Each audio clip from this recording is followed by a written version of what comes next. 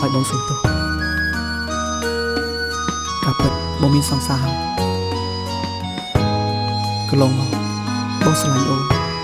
គ្រាន់តែជាការលេងសើចប៉ុណ្ណោះបងស្រឡាញ់អូនគ្រាន់តែជាការលេងសើចប៉ុណ្ណោះ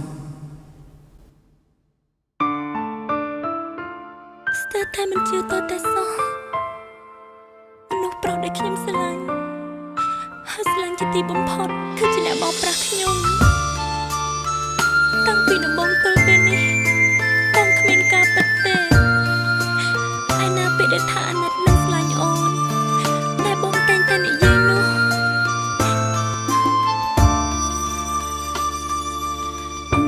ដែលគិតសងថាមនុស្សម្នាក់ដែលអូនស្រឡាញ់ហើយមិនដែលគិតសងថាស្នេហ៍យើងខ្លាយជាយ៉ាងនេះបេះដូងធ្លាប់នឹកបងប្រែអង្វេលាអស់នាទីរញឹមនឹងឈរវីខ្លាចចិត្តស្ងួនសួរសើចិត្តប្រុងដែលខំស្វងស្វងឲ្យអូនជឿសងខំមានជំនឿ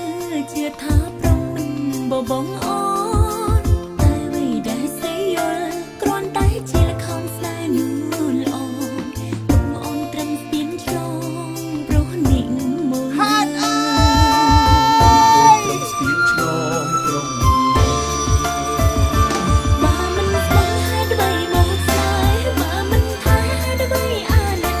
មកចំចិត្តរឹតបេះដូងប្រឹងលួងលោមឲ្យអូនមើលវល់ចង់ឲ្យស្មងតែនឹងមកក្រោយក្នុងក្បត់មកកំពើប៉ាស្រីមិនយល់ហេតុអ្វីចាំបាច់ត្រូវបាន